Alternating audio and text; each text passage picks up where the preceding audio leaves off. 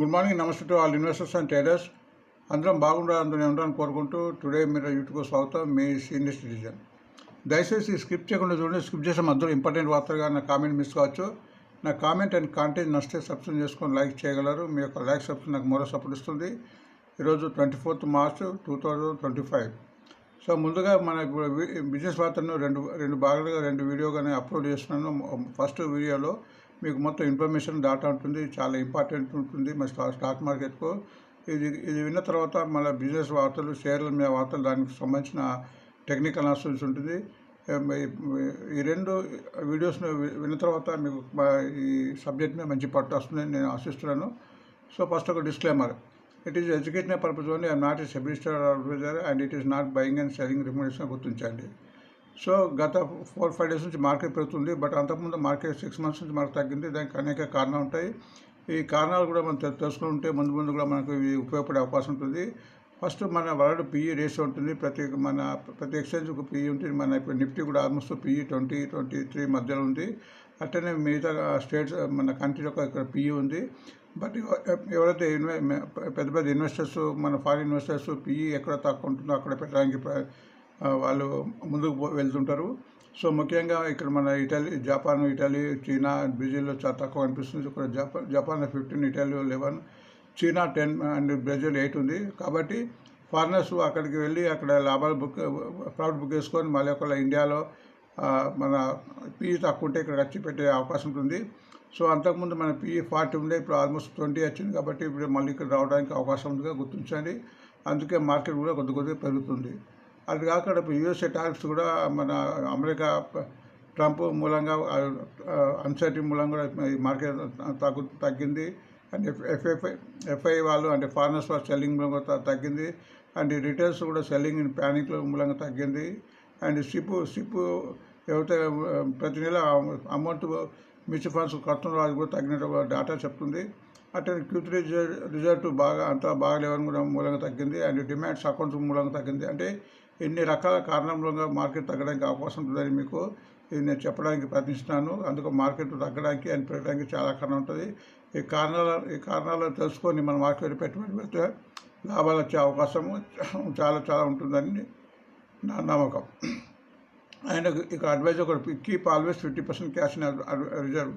ప్రతిసారి చెప్తుంటే చాలామంది చేసే మిస్టేక్ ఏంటంటే స్టాక్ మార్కెట్లో పెట్టుబడి ఒకసారి మొత్తం పెట్టేస్తే కాకుండా ఒక స్టాక్ కొన్న తర్వాత 1-2 స్టాక్ కొన్న తర్వాత 50% పెట్టేసి మిగతా 50% ఒకవేళ ఆ స్టాక్ మంచి స్టాక్ అయ్యి వివిధ కారణంలో తగ్గినప్పుడు అది కొనడానికి యావరేజ్ చేసుకోవడానికి వీలవుతుంది.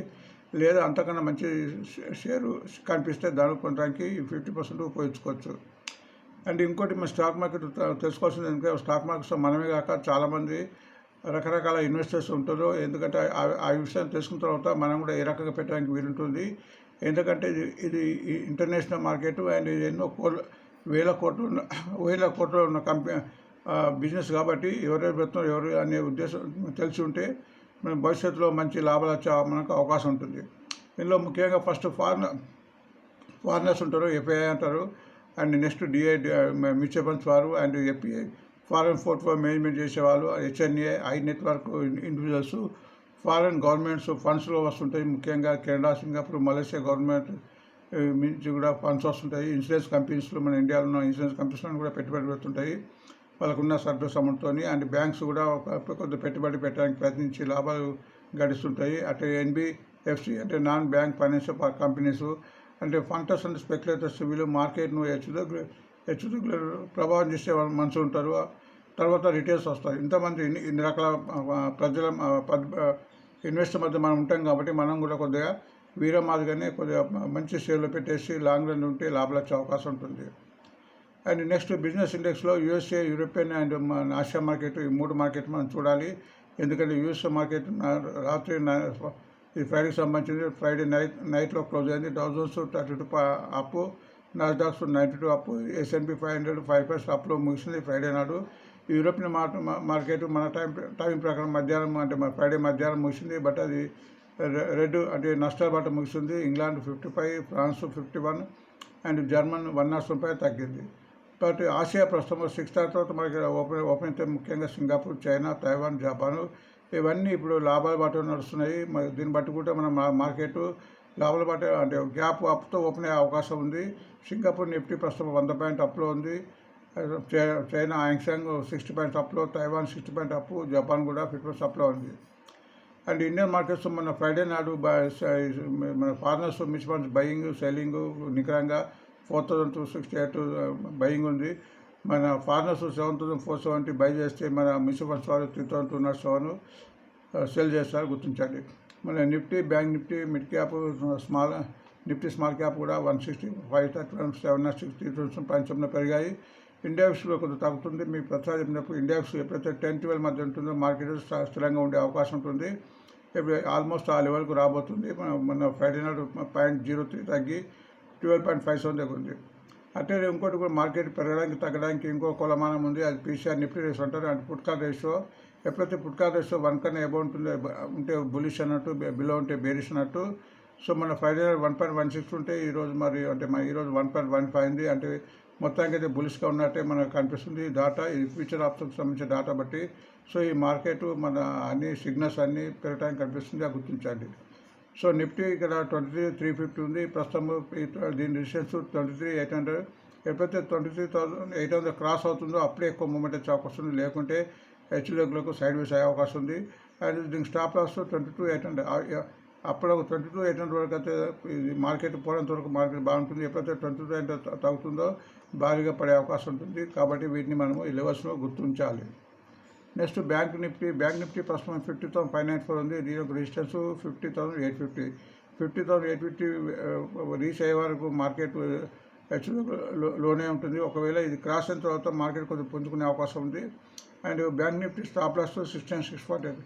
ఎప్పుడు 49,640 వరకు మార్కెట్ దిగినంత వరకు బాగానే ఉంటుంది. ఒకవేళ దీనికన్నా కిందికి పోతుంటే మార్కెట్ ఇంకా ఘోరంగా పడే అవకాశం ఉంటుందిగా గుర్తించండి. ఈ లెవెల్స్ను గుర్తుపట్టి మనం బిజినెస్ చేస్తుండాలి. అండ్ ఇక్కడ కొన్ని కమాడిటీకి సంబంధించిన ఇన్ఫర్మేషన్ ఉంది. ఇవి కూడా మార్కెట్ని ప్రభావం చేస్తాయి.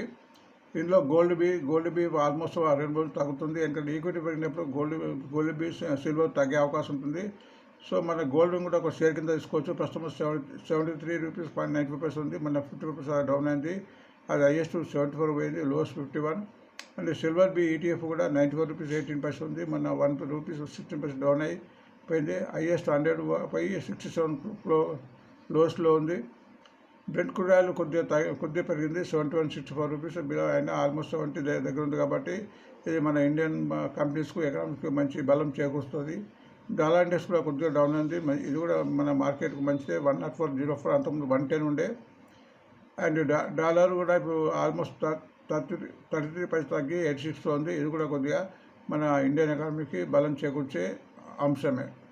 అండ్ యూఎస్ఏ బ్యాలెన్స్ కొద్దిగా పెరిగింది 4.27. ఇది ఇంకా తగ్గిన కొద్దిగా మన మార్కెట్ పెరగడానికి అవకాశం ఉంటుంది, అది గుర్తించండి. సో ఇక్కడ ఫ్యూచర్ ఆప్షన్ డేటా ప్రకారం లాంగ్ బిటప్లో ఉంటుంది. లాంగ్ బిటప్ అంటే ఇక్కడ ఓపెన్ టెస్ట్ పెరిగి ఈ షేర్లు పెరగడానికి ఉంటుంది. ఆ జాబితాను పరిశీలించండి. అండ్ షార్ట్ కవరింగ్లో అంతకుముందు కంపల్సరీ షార్ట్ చేశారు కాబట్టి ఈ షేర్లు కంపల్సరీ కొనే స్థితిలో ఉంటారు. కాబట్టి ఈ జాబితా కూడా పెరగడానికి అవకాశం ఉందని చెప్పబడుతుంది. నెక్స్ట్ లాంగ్ అన్వైండింగ్లో ఇందులో ఓపెన్ టెస్ట్ తగ్గేసి ఈ షేర్ తగ్గే అవకాశం ఉంది, అది ఇష్టం గమనించండి. షార్ట్ బిల్డప్ కూడా షార్ట్స్ బిల్ అయ్యి కూడా ఈ షేర్ తగ్గడానికి అవకాశం ఉంటుంది. బట్ ఇది ఏంటి ఫ్యూచర్ ఆప్షన్ డాటా బట్టి ఇవ్వడం జరిగిందని గుర్తించండి. Next highest delivery. ఈ షేర్ మన ఫ్రైడే హైయెస్ట్ డెలివరీ జరిగింది. ఇందులో సుమారు మినిమం 73 నుంచి 82 వరకు జరిగింది. ఈ షేర్లు ఎప్పుడైతే హైయెస్ట్ డెలివరీ జరుగుతుందో ఈ షేర్ పెరగడానికి అవకాశం ఉంటుంది అని ఒక అంచనా. ఈరోజు బ్యాన్లో ఫ్యూచర్ ఆప్షన్స్ బ్యాన్లో 3 షేర్స్ ఉన్నాయి. Hindustan copper, Polycab, IndusInd bank. ఈ ఫ్యూచర్ ఆప్షన్ బ్యాన్లో ఉన్నాయి కాబట్టి ఈరోజు ఫ్యూచర్ ఆప్షన్తో కొనడానికి వీలు ఉండదు, బట్ అమ్మడానికి వీలు ఉంటుంది. బట్ ఈ క్యాష్ సెక్షన్లో ఒక సెగ్మెంట్ తీసుకోవచ్చు.